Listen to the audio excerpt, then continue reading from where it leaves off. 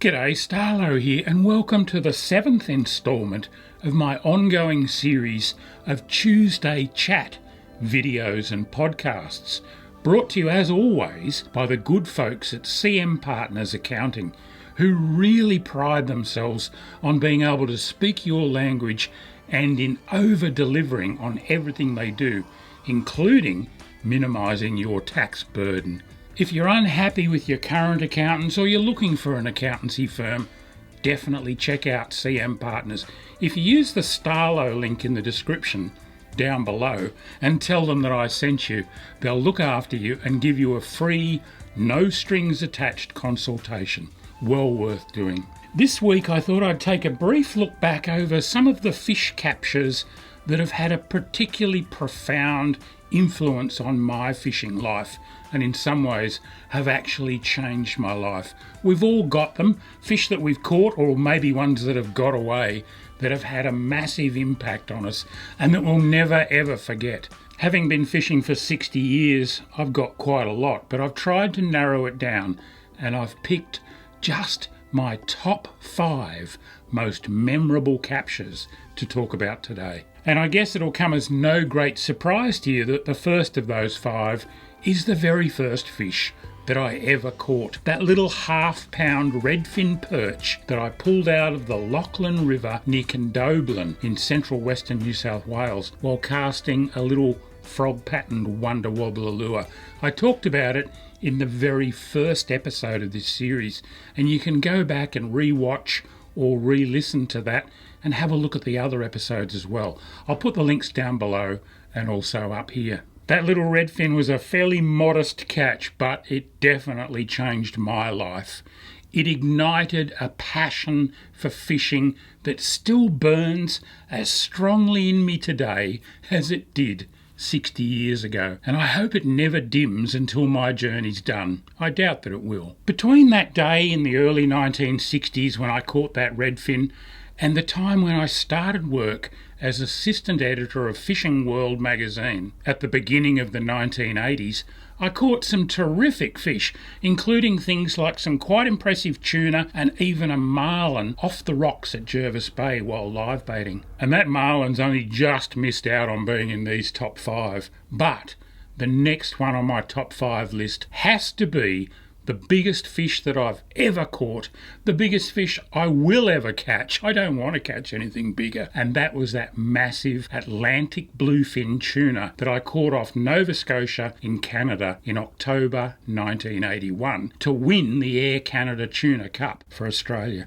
Again, I talked about that one in an earlier episode, and I'm actually going to devote an episode in the future to talking in detail about that whole trip because it was pretty amazing. And it goes without saying that I'll never forget catching a fish that weighed 1,020 pounds or 463 kilos. What an animal. But from Canada in 1981, we need to fast forward to 1991. And the wave-washed ledges on the southern side of Jervis Bay in New South Wales. Myself and a group of mates at the time were right into our saltwater fly fishing, something I still really enjoy. And we'd get up early in the morning, drive out to Jervis Bay and walk into those platforms in the pre-dawn gloom so that we could be throwing flies into the wash at first light. We were targeting Australian salmon, bonito, tailor, and even the odd smaller yellowtail kingfish. In fact, anything we could get to eat our flies and hopefully stay connected to on fly fishing tackle. They were great times, but the fish that burns brightest in my memory banks from that period is an Australian salmon or carwai that I hooked one morning just after sunrise, and I could tell as soon as that fish jumped that it was the biggest Australian salmon I'd ever seen.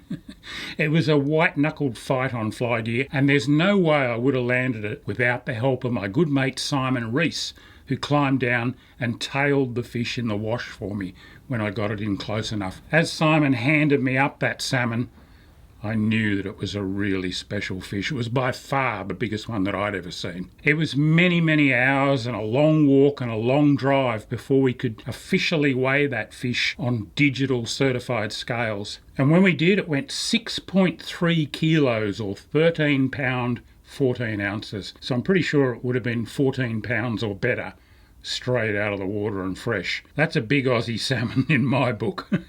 I did all the paperwork and submitted it, and it became the IGFA world record on fly.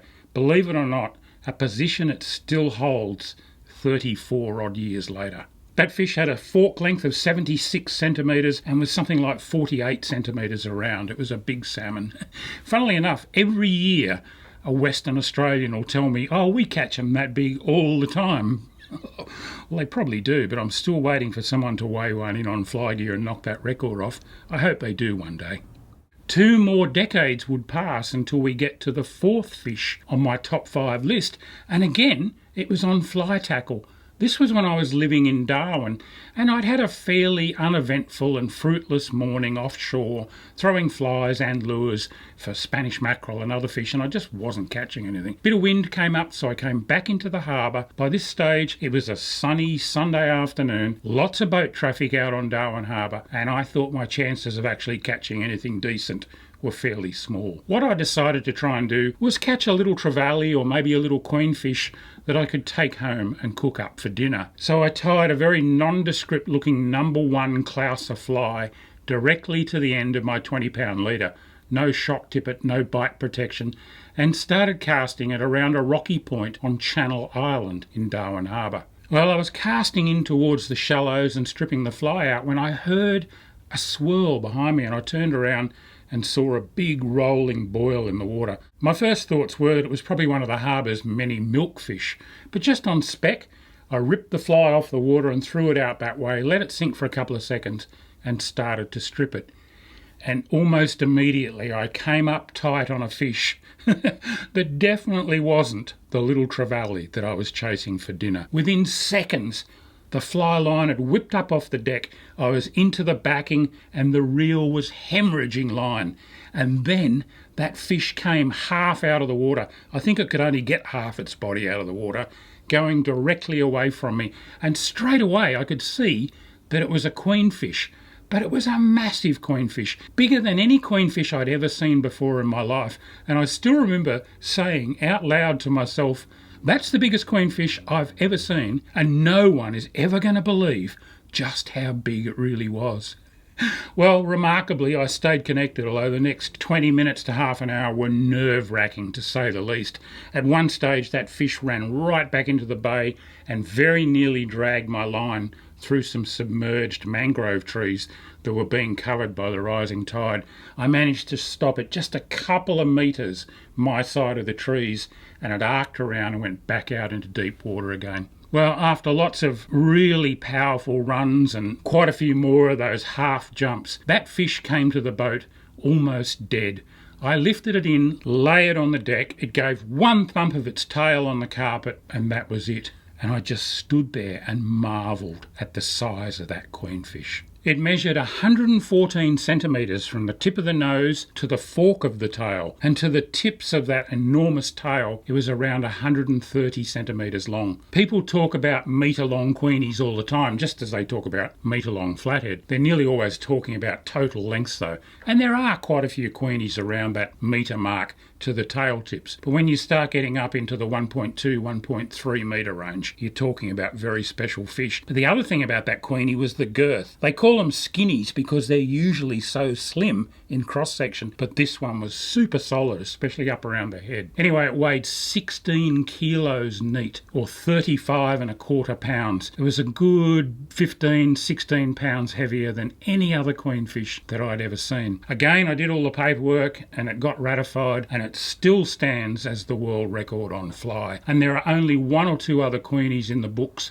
caught on any kind of tackle that are bigger than that one. I doubt I'll ever see one in my life. I reckon that record might stand for a while, but I hope someone does beat it one day. If they do, they'll have caught a spectacular fish, that's for sure. And that brings me to the 5th and final fish in my top 5 listing. And it was my first ever Murray cod over a metre in length.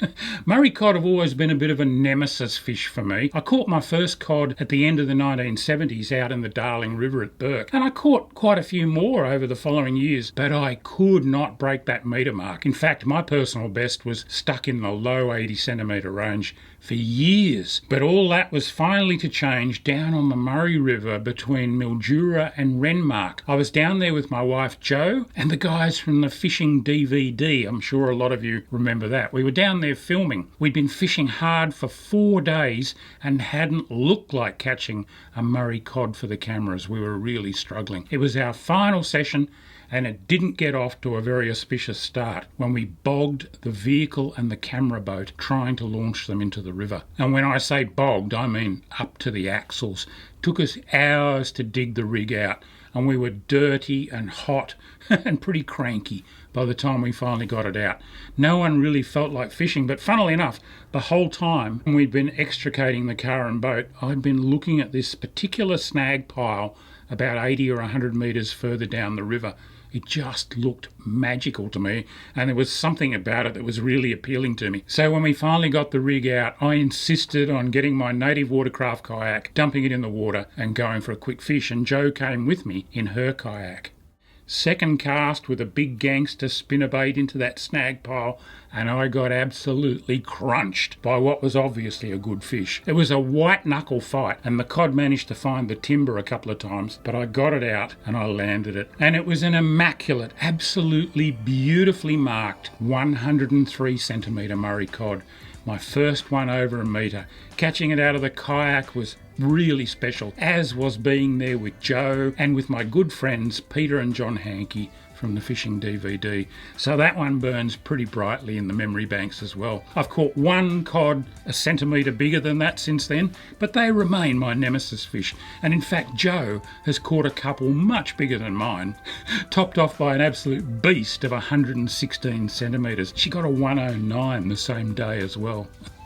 I don't know what it is about me and Murray cod, but I am just a big Murray cod exclusion zone. So I was pretty happy to catch that one out of the kayak. So there they are, my top 5 fish. What are your top 5 fish from your lifetime of fishing? It's really interesting to think about stuff like that and to think about the way that those fish can change our lives. That's about it for this week, but don't forget to get onto CM Partners Accounting and have a talk to them about doing your accounting. It's well worth spending the time to check them out. And I'll be back next Tuesday with the next instalment of the Tuesday Chat. Until then, this is Starlo wishing you tight lines. Oh, and if you like this, can you give me a thumbs up down below? Good on you.